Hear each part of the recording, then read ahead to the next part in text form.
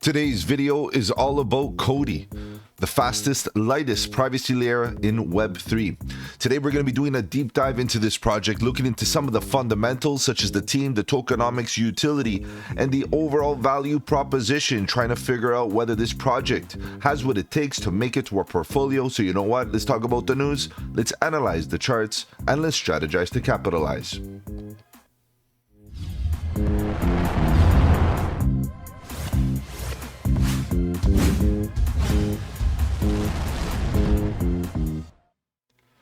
Welcome to the channel. My name is Mike, and let's get right into it, guys. If you're new to the channel, welcome. On the channel, we talk about cryptocurrency, Bitcoin, Ethereum, and all the altcoins looking for opportunity. And the question is Coti an opportunity? We're going to be doing a deep dive today. We're going to be looking into this project. You know, it's a project that a lot of us have been talking about in the last little while. You know, an interesting narrative, an interesting project for sure. And I'm quite pleased that we're going to, you know, kind of get into the details here, because ultimately we want to be able to diversify our portfolios within various narratives. And the privacy narrative is one of the narratives that has been kind of like overlooked and potentially, you know, maybe even put to the side in the last little while. So it's really good to kind of rehash this idea. Does a privacy project offer a software solution that people are willing to get involved in? And I really do think that Coti has what it takes. So let's just kind of go through this in a very in a very critical way. In a way, obviously, we're wanting to figure out whether the Coti team has given us enough information here to be bullish. And obviously, from a retail perspective, you know, retail perspective means that somebody from the outside of cryptos coming in, trying to, you know, build up a portfolio, trying to understand what these various narratives are, and more importantly, trying to figure out if Coti has what it takes to make it to their portfolio. And the only way to do that is for the Coti team to communicate effectively using their website, their white papers, and so on and so forth.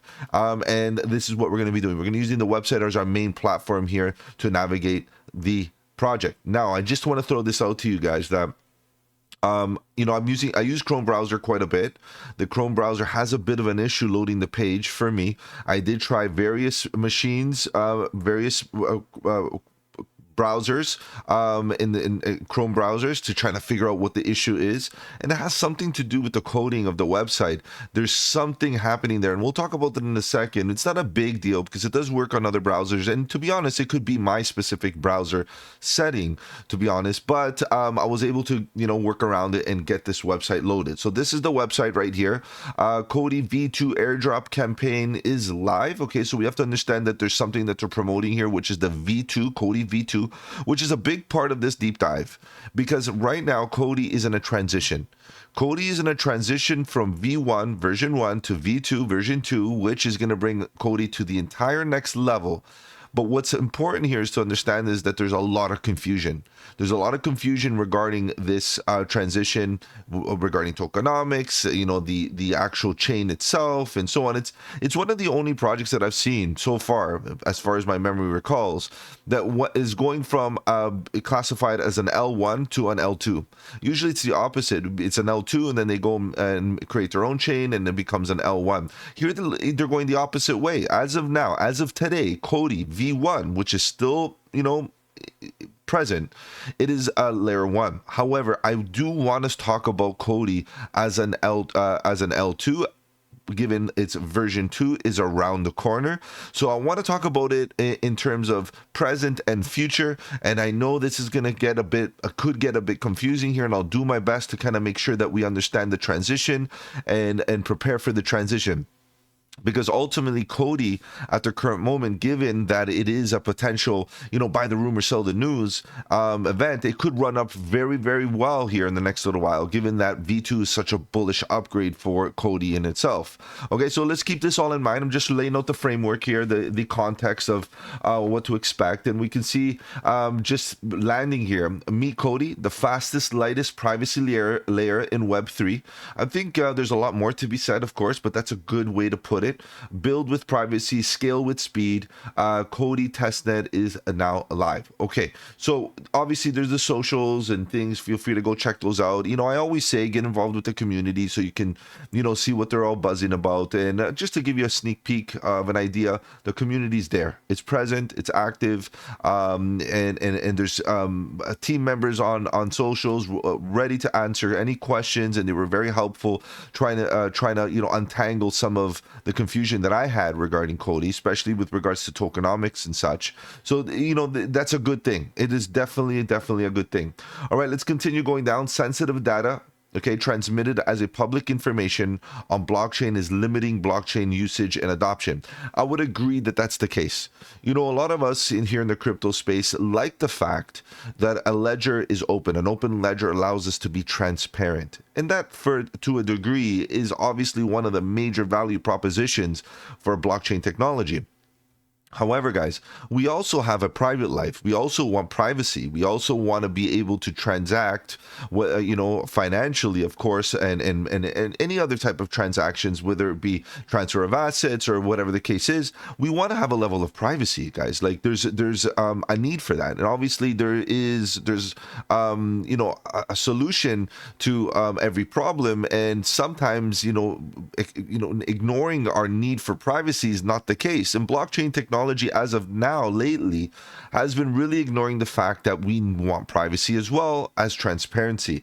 So finding that healthy balance between privacy and transparency is quite difficult, and Coti has come up with a solution to that. Whereas if we would to use, let's say, Coti or whatever system, a blockchain for microtransactions, going to do your shopping or whatever you're buying online or whatever you're doing in your daily life, you don't want that necessarily to be open to the public, right? You want to have a level of privacy. So in this case, sensitive data can still be transmitted through a blockchain. However, that sensitive information is not open to the public. And of course, as of now, that could have been a major point of friction for mass adoption. Okay, so we really have to understand what Coti is really trying to offer here is an everyday use case payment system, which integrates privacy for an individual like you and I that want to go and transact in a private way.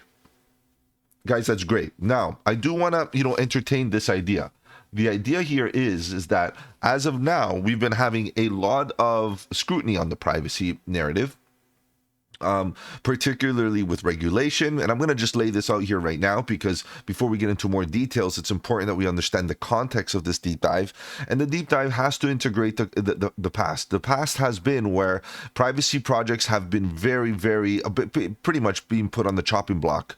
Even exchanges has delisted many privacy projects because of the fear of regulation and focus on that would bring focus to them and all that kind of stuff. So delisting in an exchange, that because their privacy is probably the easy way out for a lot of them, and the exchanges definitely did that. We saw that amongst many projects in the last little while. However, as we are getting some clarity here, regulatory clarity, and understanding that the freedom and the right to transact in whatever way we please, it might be protected and respected, could bring some life back into the privacy narrative. And I think any healthy portfolio should have a certain allocation within that narrative. Now, I'm not saying to go all in on a privacy narrative. What I'm saying is healthy balance, and having some sort of allocation within the narrative is not bad, because we do see that there is a value proposition here. So Coti V2, just understand we are currently in V1.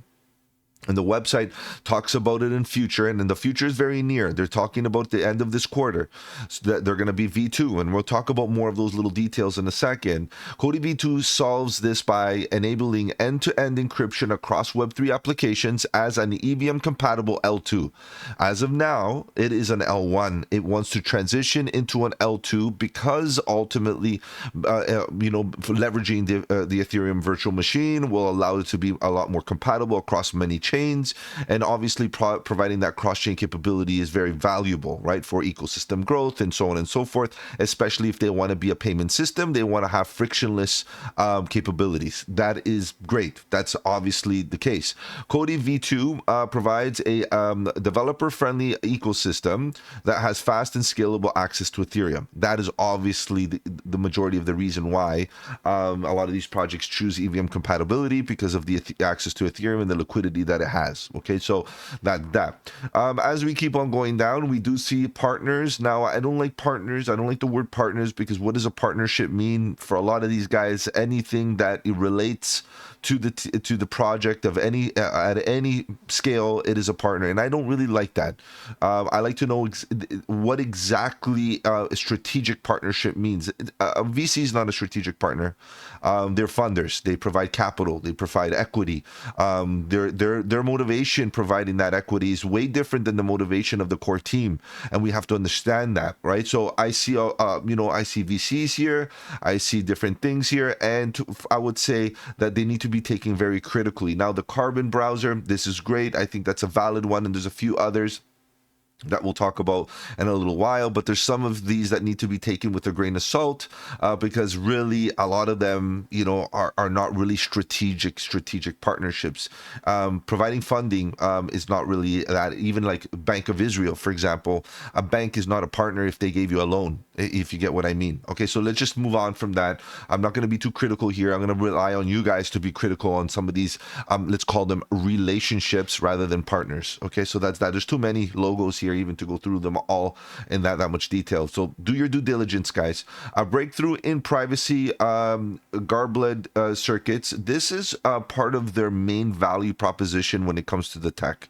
This garbled system that they going on here, and they do a good job kind of describing it in a very layman's term, and layman's is what we want here for the retail investor. We're not doing a tech deep dive here. We're doing a crypto deep dive, which includes all the aspects of a cryptocurrency, including marketing, tokenomics, and so on. And we're not getting to too much of the tech. However, we want to understand its value proposition from a tech perspective. And what they're saying is that this garbled circuits that they've introduced and they've engineered, the design simplicity of the circuits results in an encryption that requires up to 250 times lighter computation and storage than other privacy solutions. This means that Coti V2 can operate on any device. Interesting stuff here. So cross-chain capability, frictionless, capabilities in the sense that it can be deployed or used on any device. That's useful and obviously beneficial for mass adoption. So here we are. It's faster. Okay, we don't need to say much more about that. The circuit, this garbled circuit provides speed as well as the privacy and all that, and the private, obviously, allowing the network computation. Contents of a transaction are encrypted, so only the involved parties can see the full details. Okay, that's a good compromise. Why does the whole world need to know my transaction? Just the people involved, the two parties involved, they need to, they can see those details. And as long as we have some sort of zero knowledge proof happening, whereas the validation is secure, and the consensus has been met, then we're all good. We're all good, right? So in this case, I understand the need for privacy, but also I understand the need for transparency. And a happy medium is where the two parties involved, they get to see more details than the people that are not involved and relying on the zero knowledge proof for consensus. That is ideal, right? Ideal for everyday payment solution. Okay, a whole new world of use cases. So DEXs, so privacy on how you transact and you exchange, that's fine. Privacy wallets, I think that's more relatable. I think that would be more of a everyday use case, everyday relatable thing. You want to, you're going to a coffee shop, you're buying a coffee. Do you want the whole world to know that you're at a coffee shop, at what time, how much you spent, blah, blah, blah, blah. All these details are things that maybe you wouldn't want people to know. To be honest, why do people need to know other than myself and the people that I am buying the coffee from? That's about it. So this is quite interesting. Definitely something that need confidential transactions, and then governance, the ability that they have a DAO, which is obviously the decentralization of the organization. Now on the channel, I do talk about decentralization in many facets, in many from many angles. Okay, we have the decentralization of the organization. We have the decentralization of the tokens, right? We want to make sure the token distribution is healthy. We talk about the decentralization of the consensus. We don't want one node doing all the consensus, because then there's a centralized choke point. We talk about what about the back end, the utility or the infrastructure? Do we want that decentralized? So there's various aspects of decentralization that I focus on, and I'm glad to see that Coti has basically entertained all the facets and bringing us decentralization in a good way. So I am interested. So far, I am interested. Let's keep on going down. We got roadmap. This is not enough for me. Definitely not enough to be considered a roadmap, although okay, looks great, it's there. But we have 2024, all the quarters. We have Genesis, Ignition, Rebirth, and Evolution. What do these mean? What do these mean? And of course, we're going forward. I get it, but what do these mean? They don't mean anything unless there's a definition. And then they do provide updates with the Coti news, obviously blog posts. And now I do like blog posts. I'm not saying that they're not good, but they shouldn't be the only thing, right? They need, if they had, like, say, a blog post describing each one, right, it would be ideal that you can click the name and go to the blog post that describes what is happening in this quarter, in this scenario. Now, I don't mind that there's no specific date, quarterly is totally fine, but we need to have the linkage between each level very easy. Now we have Ignition all the way here. If you want to know what that is, we're going live. But again, how current are these, given the fact that this is the third quarter of 2024? We're in 2025, guys. This is technically outdated. This is technically way behind. So, okay, there needs to be an update here, and updating a website should be a priority, given the fact, like I said, that a website is the landing page for people's beginning of the research. And the retail investor, they want to come in and know, okay, what is the team working on at the current moment? Where's the next level? Where are all the efforts being placed? Where's all the marketing dollars being spent? And right now, I can tell you this: it's all getting into V2. Right? And it would be nice to know that in a very clear, transparent way, even though, there's a lot of documentation on their socials that's what they're doing. Like Coti V2 developer network is live, Coti 2 leading the way. You can see that. But again, clear documentation, not just blog posts. Make that connection. So for me, a roadmap is much more than just a blog, because blogs come and go and they require upkeep, and a roadmap is very necessary. Anyways, great to see that they have a blog. And as I mentioned, this is the main website. Now, I wasn't able to kind of do anything else here because of the limitation of the website itself on a typical Chrome browser. I don't know why I was getting this limitation, but I'm going to quickly, bear with me here, guys. I'm going to quickly show you what I'm saying is that when I open it up on Chrome, I get this error. And I don't know if it's significant, if it's directed to my instance of Chrome or not. But if you are getting this block thing about there's some string in JavaScript issue, and eval function is not, is a bit of an issue, and find another browser, or go in incognito mode, it might work, and so on. Okay, just to let you know. Now let's just move forward here, and I was able to open up a couple of tabs, and not this one, but this one, which is the white paper. Okay, so the white paper is quite good. It is very technical, and I appreciate that the team has really stressed that the white paper is the end-all be-all of all information, which I respect, because it should be. However, guys, when we're talking about Web3, and trust me, and I know, there might be some people that disagree with me, but I've done 90 deep dives. I've done this 90 times. And statistically, I'll tell you this, is that over the 90 times, the grand majority, over 95% of the projects out there have a proper Git book that also describe, to the best of their ability, of course, how this project is a crypto project, not just tech. Tech is great, and of course, and if you scroll through this white paper, It is clearly a tech paper. It's describing the technology in a very detailed way, which is awesome. But you need a PhD, you need to know computer science, and this is not a retail investor type of thing. Now you could, get an idea of what some of this EVM compatibility is and the background behind the EVMs and all of this and memory and storage and all this is all good stuff. I'm not saying in the garblet circuits and what they represent, and now we're getting into some physics and mathematics and all that kind of stuff, but you can see how quickly this can go over right over your head and ultimately deter people from really understanding, from just a retail investor perspective, what this is. So look, I'm not going to entertain this. This is not a real crypto deep dive here.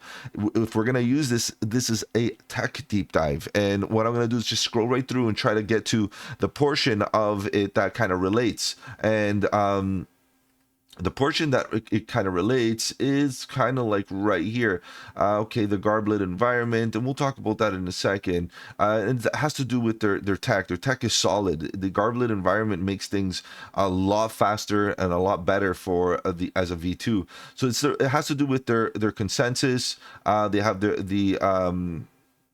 this type of structure. Hold on, I'm trying to find out exactly the slashing contract for staking and slashing. Okay, this is staking deposit rewards. So you got a lot of things happening here, and we're slowly getting the operation phase. We're slowly getting into where we start to talk about it as a crypto project right here, governance. Okay, so yeah, all of it is still very valid. Okay, it is an L2 layer 1 cost. Okay, it is an L2 going on EVM compatibility, which we defined already, and then we talk about the fact that one of its major utilities that has governance, decision-making, proposals, and that's very typical for a blockchain to have this. Then we talk about the tokenomics. Beautiful. We got a lot here to talk about. So Coti V2 is an EVM compatible L2, like I mentioned, fully realize the potential of the network. The Ethereum network is important. So in this case, we have to understand that the Coti token already exists, serving as a foundation native cryptocurrency. It already is in circulation,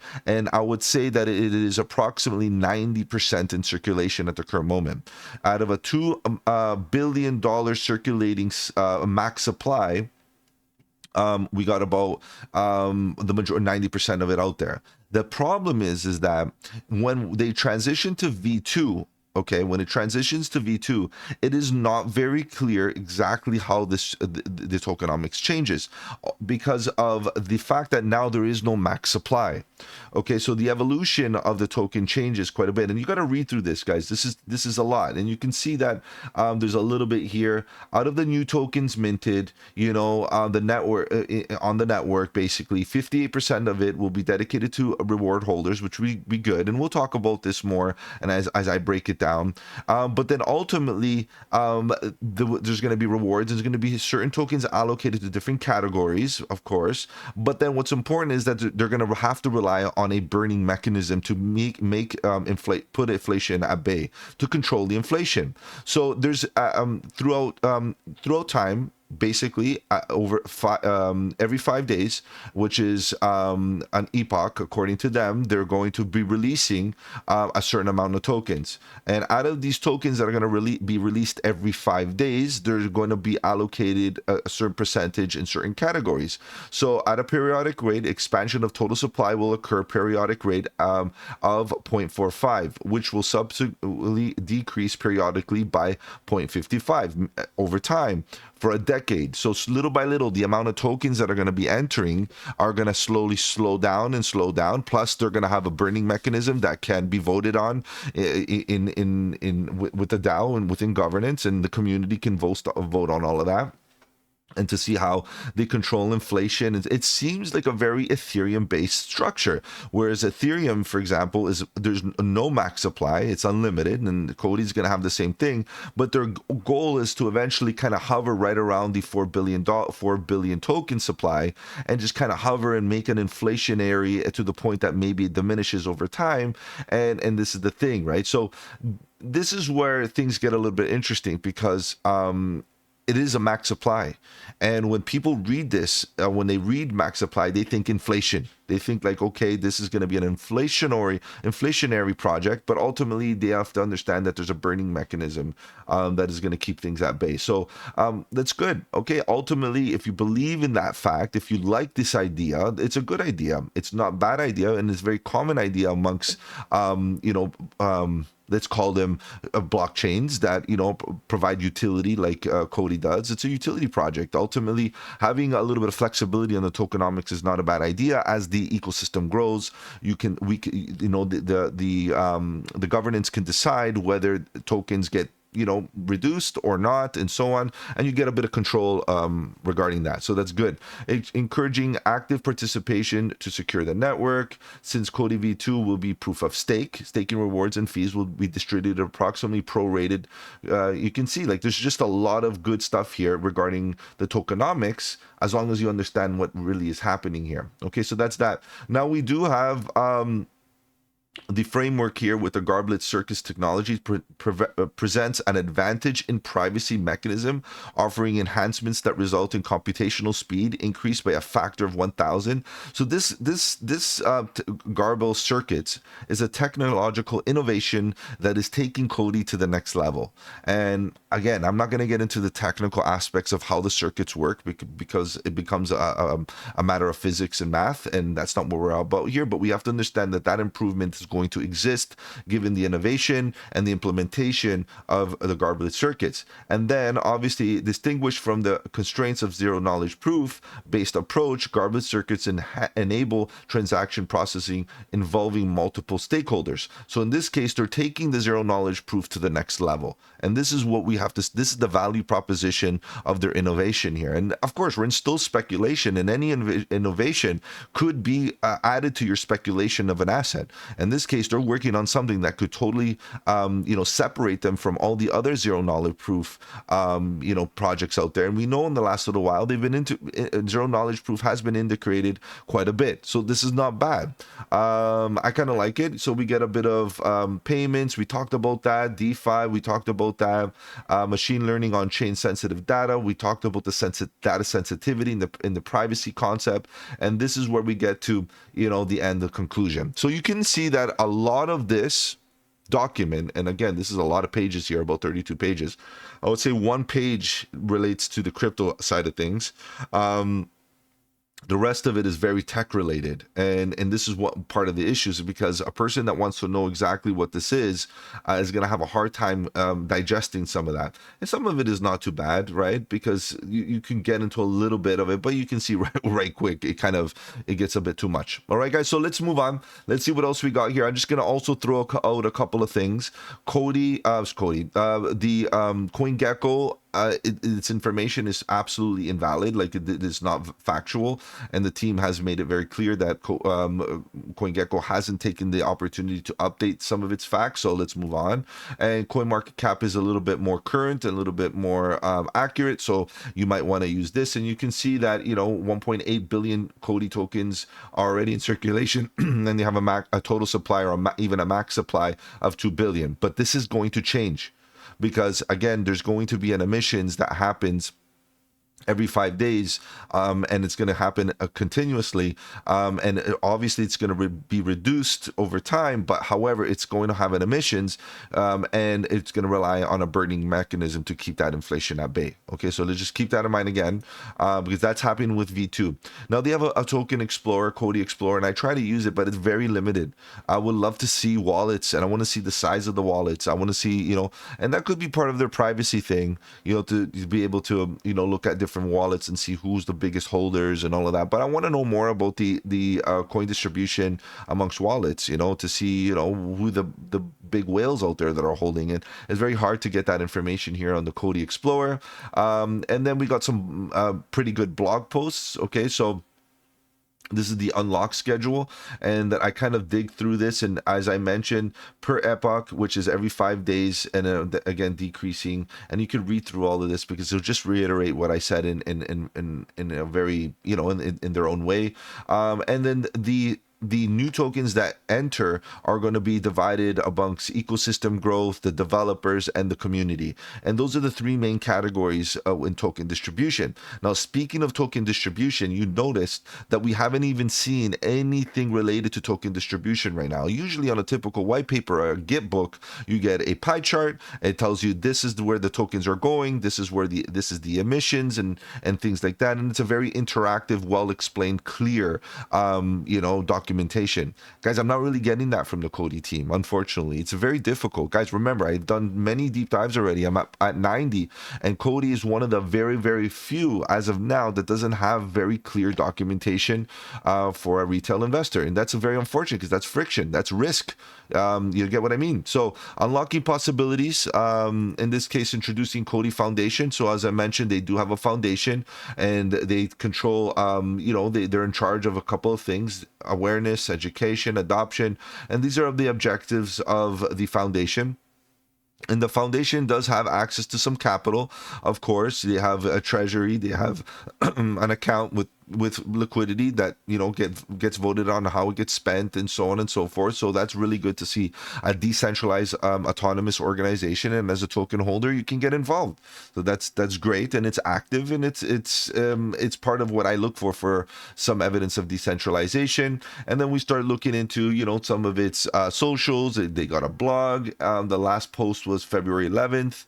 Okay, maybe a little bit far away, maybe they need a few more, but I know they have other publications. The problem is there's too many places publicizing the same different information. Kind of gets a little bit confusing, but fine. They got a Medium account, which is cool, a little bit of the social aspect of things. And then I stumbled upon this. Okay, so a Git book. Guys, I like Git books, but I think that this Git book needs a little bit of work, but it's a good start. Let's put it that way. So welcome. And this will give you a lot of information about the tech if you want to get into that. Quick start guide if you want to know how to quickly set up instructions on practical examples on running Coti, and developer tools. If you're a dev, you can definitely get into that. And if I open this up in a new tab, we'll kind of go and see what's going on there. And let's see, we got this, how it works. So if we go back to here, we can go to the networks. We can see the faucet contract addresses if you want to know a little bit more detail about that, and then how it works. Let's go and see this. Now, if you go to introduction, this is where really a lot of the learning comes, because if you don't know what EVM compatibility is, it's part of the main value proposition of the V2. To gain a deeper understanding of how Coti GC EVM operates, it's essential to be familiar with the foundational concept as an Ethereum virtual part of the Ethereum virtual machine and smart contracts. Guys, this is an education. Okay, and it's not just exclusive to Coti. This is basically will apply to any project that is EVM compatible, and I would suggest that you guys go through that. Okay, which means that if you're EVM compatible, the language that you are using to create the contracts is Solidity, and the Solidity language is the language that the EVM virtual machine understands. And because of that, these contracts are going to be cross-platform, cross-chain, and can be read by other EVM compatible chains, allowing Coti to be cross-chain. And this is part of the one of the main ideas in the last little while is being able to be cross-chain. Okay, so keep that in mind. Conceptual overview. Again, we're getting into a bit of physics. We're getting into a bit of, how all of the garbage circuits work, and how, the transaction between Alice and Bob at the end of the day is going to be private, right? And it's going to be evaluated in a very private way that is not open on a public ledger. And it's going to have speed. It's going to have the, the economics behind it to justify speed and all of that. So again, read through this because it will give you an idea of how they work. And at the end of the day, it sounds very interesting. And I think that it could be a good value proposition. Private ERC20, again, cases and applications. Why would you want to be private? For DeFi, we talked about this and so on. Okay, I'm not going to go into that again. The Coti architecture, if you want to see how the nodes work, we know that there's full nodes and sequencers and different ways of which the blocks get added to the chain, and the sequencer being in charge of allocating the blocks to a new chain type of thing. And then you have the nodes for validation, and so on and so forth. And ultimately, the core, the backend, the Garbler technology that makes things work fast and secure and private is something that we, obviously the main value proposition here. So cool stuff. If you want to know more details, read. And this is the thing here, guys. Usually, typically here we have information regarding tokenomics, maybe a little bit about the roadmap, where they're going with things next, maybe a bit about the foundation, maybe a little bit about and you don't really get much. That's where it ends. Okay, so I think this needs to be developed a little bit more. And then you have this acquiring your different AES, again, decrypting network keys. So utilizes, this is encryption for decrypting their data. So this is how decrypting and encrypting works using these keys. And then the white paper that we went through already, this is it. Again, they put it right here again, April 2024. So it could be slightly outdated here, but still very valid because V2 didn't even come out. So it's still very valid, even though it's written almost a year ago. Okay, so keep that one in mind. And then Coti versus others. I found this to be very useful because you can see that there's the secret chain that's been around for a while on the Oasis network and a couple of others. But I would like to compare Coti, not to these guys. I want to compare Coti to the OG out there, which is Monero. And the reason why I say that is because Monero's utility is very minimal. And as the space is maturing, we are realizing that we can bring smart contracts and other capabilities to privacy. And right now, there's no main player. In my opinion, there's no secret, no nothing. And if anything, I think Coti has a great shot to become one of the major players out there within the privacy narrative. So in this case, Coti technology, in my opinion, is much better than a lot of others because of this upgrade. The speed is going to be there, and obviously the gas fees are going to be nice and low.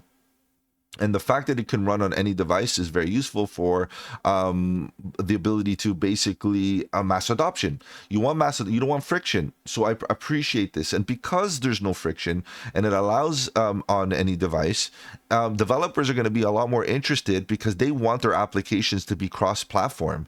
You don't want to be limited to where your application can be run. And in this case, I think that the developers will be very interested in seeing how Coti as a V2 flourishes. So this for me is quite interesting, especially as one that appreciates the value and the focus on ecosystem growth. Okay, so very interesting. So yeah, they just go again elaborating on the garblet circuits excel in delivering low latency performance compatibility across any device and the resilience through the absence of a single point of failure. This garblet technology is a big part of what they're pushing forward here that is going to take them to the next level. And as you keep on going, you can see execution speed there, some data, and so on and so forth as far as performance and execution and all of that. And that's it. Pretty much you got build on Coti, gives you some ideas if you're a dev, if you want to get involved, support, community, glossary, Discord, Telegram. They're there. They got their stuff and they got a YouTube as well. And that's about it. Okay, so let's move on. That's that. I think it would be cool to have a bit more, but that's what we got. And here we go. We got the Coti Foundation. They got about 250,000 followers, which is pretty good. And again, they're talking about their V2. They have AI agents. They're talking about that, getting into some newer, later, some of the latest narratives, the AI agents, and so on. So I feel like it's pretty good as far as its community efforts. Guys, I joined the Discord, I joined on the Telegram, and it was great because I was able to ask questions, and one of the team members were actually willing to have a private conversation with me and answering a lot of my questions, which was great. This is something that I really do appreciate, especially when a project is transitioning, because there's a lot of questions and confusions. And speaking of the team, okay, we're talking about one of the major players right now. Let me just kind of rearrange this a little bit. Let's see, we got a few major players. We got this dude right here, CEO of the Coti Group, chairman of a gaming studio. Okay, that's great. He's got some experience here within the space. What bothers me when I see a full-time chairman somewhere else and then part of the Coti Group and present, it starts to question like how much effort, where's he allocating the majority of his time and efforts. Now, I'm not going to put a negativity on that, but the reality is I would like to, I see him being shared amongst two different groups, and for me it's a little bit concerning, just a little bit. He has biotech economics, bachelor of science, and that's about it. So I'm looking at his experience and I'm like, okay, maybe he has a bit of Web3, leading advice, digital media advertising, and that's where he comes in. So I think his core competency and his core value that he brings is the ability to market this thing properly. Advanced digital media advertising, obviously having a background within the tech space obviously does help, but I think that's his major value proposition, or what he brings to the table the most: digital media and advanced advertising solutions, which is good. Of course, you need that. And as you go forward, we start looking at some other aspects, some other individuals: Coti Group, Guy, Mesika, obviously, some more talent. What else do we see? The education. Okay, so he's all over Coti. He's been with Coti for a good while, and but he's a GSI technology software development team lead. He's got some again, acting developer, a framework delivery program senior. So you can see that he's got IT management systems. He's a software engineer. Okay, plain and simple talent. That's what we want to see. Blockchain talent. Great stuff. And we keep on going, right? So we see product management, and I would have loved to see a little bit more here, details, but then all of a sudden you start to see Chainlink Labs, GitLab, so we're seeing Chainlink right away is like, okay, this guy's, he's been around, he knows his stuff. Open source Oracle solution, we know what Chainlink is. Bonus talent. Okay, so let's keep on going. And as you keep on going, the fastest and lightest confidential layer on Ethereum, you see that they have a pretty big team. Okay, it's a pretty solid team. They got a lot of different talent from different walks of life, different areas within the space that needs attention. And I'm sure I didn't give attention to some really talented individuals here. It's hard to do that within, a given time period, but we got a lot of talent here. Again, more talent, mathematicians and computer scientists and all kinds of very bright individuals. Okay, so I like the team. The team looks solid. I don't see any reason why this team can't get this project going. And of course, the team is doing a great job keeping the public up to date. Token upgrade, of course. What do you need to know about the V2 that's coming out around the corner? This was November 29th, 2024, so it's not too old, but you can see, based on the amount of Medium posts about the topic, there's a lot of confusion that they're trying to iron out. I would suggest that they document it very clearly on the Gitbook and put all this information very clearly. So native token, what happens to the V2 upgrade? There's going to be airdrops. They're going to have a one-to-one token swap. The ERC20 contract will remain unaffected. So these are great, but you have to go digging and looking for them, rather than saying, okay, I'm going on the website, they have documentation, let me check out their Gitbook, and it's all there and nice and clean and clear. And I would suggest that happens there. You can see that 55 million Coti tokens will basically be it will be increased the campaign reward pool for almost 40%. So we're going to see a bit of that, and they're going to be prefixed. Basically, they're going to be released, like I mentioned, distributed in 12 months following the V2 mainnet. Just keep in mind, the V2 mainnet, the plan is to have the max supply of 2 billion fully diluted, basically fully in distribution. Right now, as I mentioned, it's 90% in circulation. This number right here, I just want to make sure that I give you the right numbers, guys. Right here, this number right here, the total and the max is 2 billion. Right now, they are at 1.8 billion in circulating supply. They want to have the 2 billion, the total, already in full distribution before they go on to V2. That is the plan, right? That's what they're thinking. Now, after that, we're going to still have more tokens being released over time, with that burn rate, with that burning mechanism to keep inflation at bay. Okay, just to keep that clear.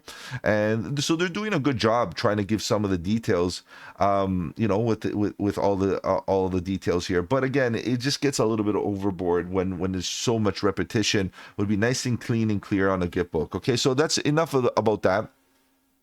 As you guys know, we talk about the deep dives all the time, and I do release a infographic for you guys. So here we go.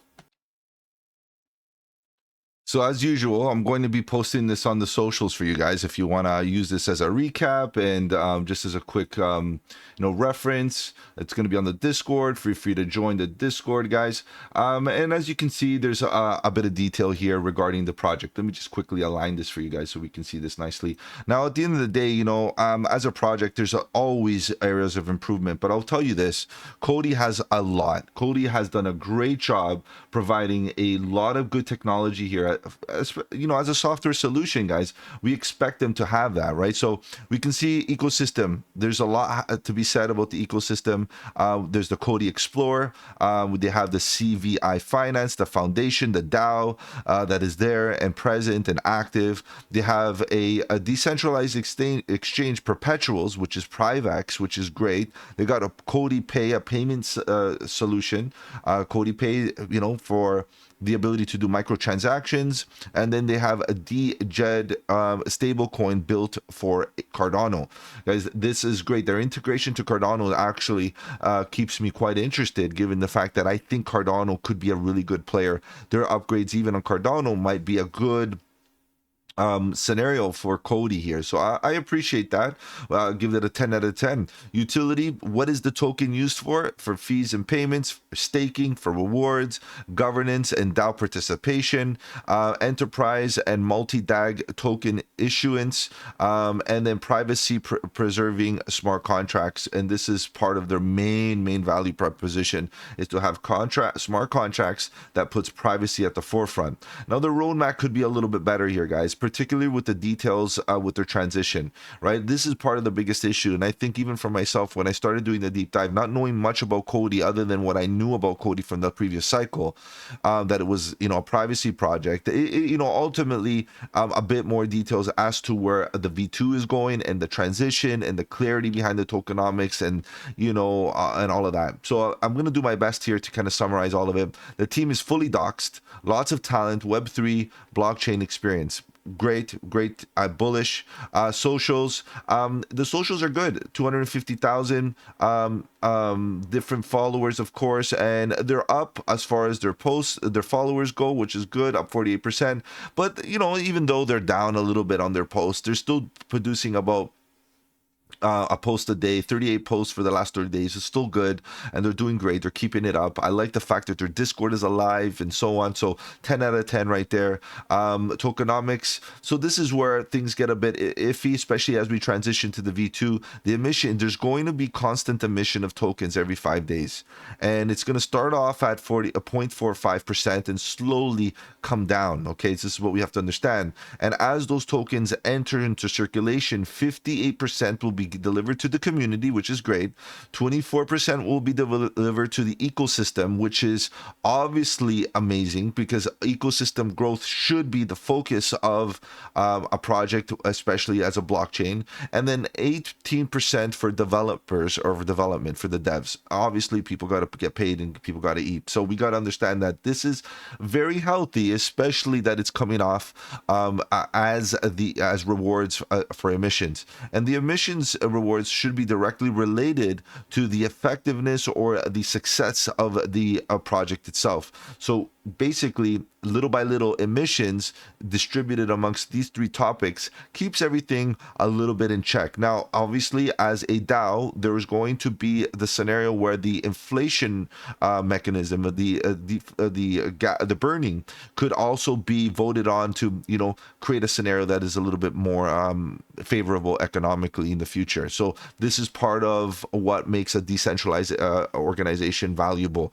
10 out of 10 as far as relationships goes. We have Axelar Banker for features, Axelar for cross-chain, Syncra for DAO management, and many others, guys. There's many good relationships there. Lots of good relationships, particularly for its size. I think it's great. And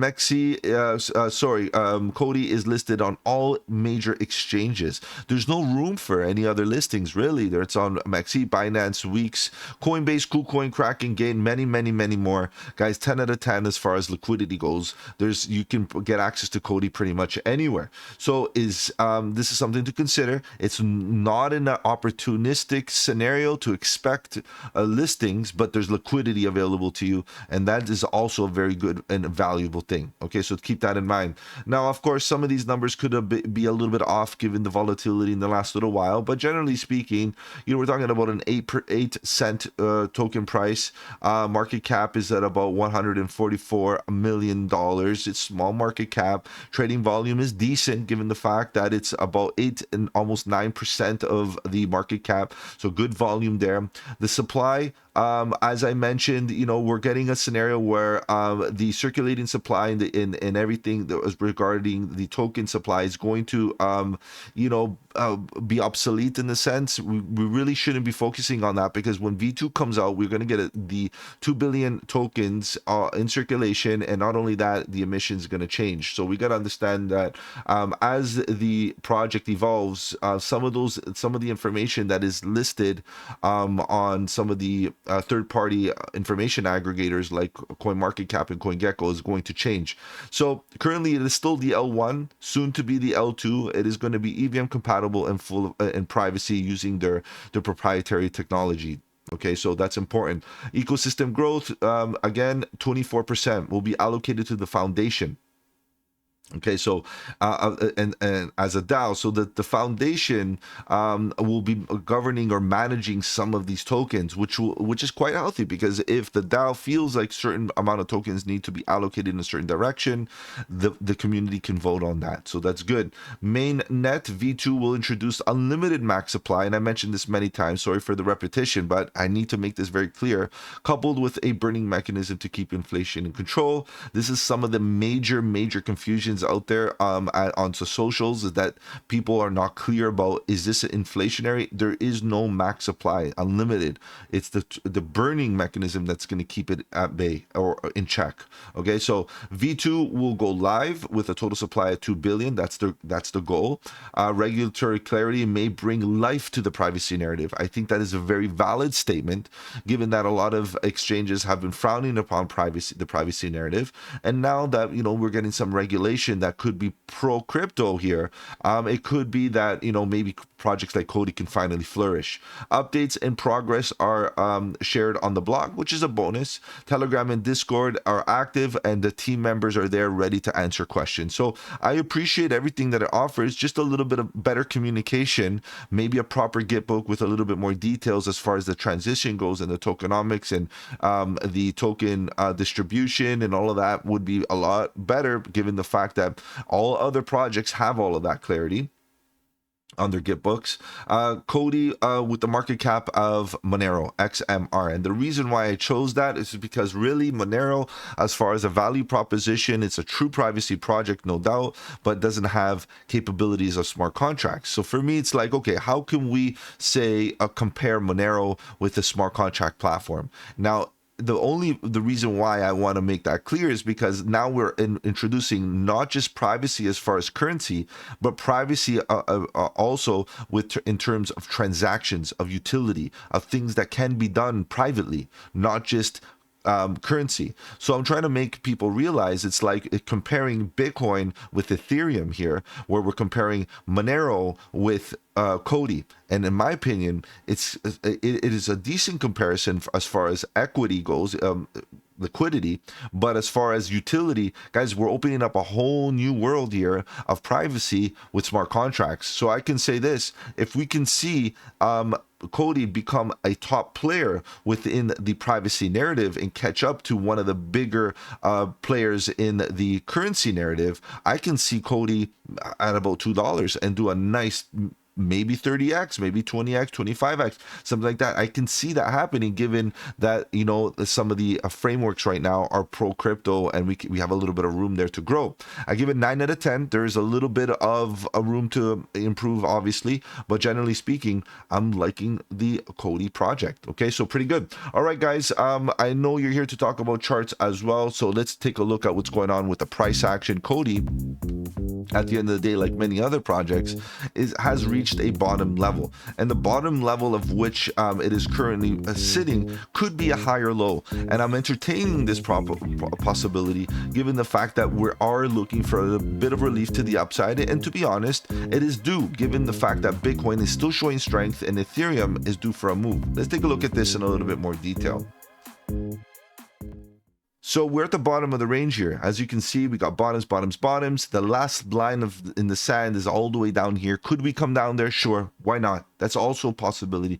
Entertain all possibilities, because as you can see, we are dripping down. We're still making lower lows and lower highs. If you look at this high, it's still lower. This high is still lower.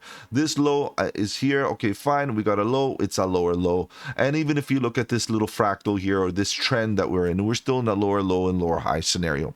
However, this type of reaction here could be presenting us an opportunity similar to here, where we get bouncy, bouncy, bouncy, and then maybe high, and then, you know what I mean, we get a bigger structure suggesting pivot right into this level, making this the bottom. Is that possible? Sure. You know, when you see possibilities, what you have to introduce is probability, right? The probability is that, yeah, maybe we do get a nice bounce here. So I would entertain a buy order here. I would say, okay, I want to have some exposure. Number one, I'm not buying tops. You're buying a retracement. You're buying a nice, healthy retracement in an accumulation range with lots of volume. I appreciate that. Now, we also have to appreciate the fact that we could still get a better price. And the reality is the majority of the pain starts to begin right into here. Let's make this thinner. And more pain gets introduced all the way down here. Okay, so what happens in this case is that if it falls, there's other levels that we're basically hoping, smoking lots of opium here, to see a bounce. That's basically what we're hoping. And we have a node of volume here with the point of control that could provide that. So the question is, do we wait for that, or do we start DCAing? Personally speaking, DCAing has its advantages. Why? Because you're not worrying about catching the bottom. What you're doing is slowly gaining that exposure over time, regardless of the price, because you know that ultimately you're trying to accumulate within this range and hopefully to see a bounce back to previous highs and maybe getting into price discovery and all of that, right? That's basically what you're hoping for. Remember, this was my TA from the previous cycle. And obviously in this previous cycle, I wasn't really doing videos on Coti back then.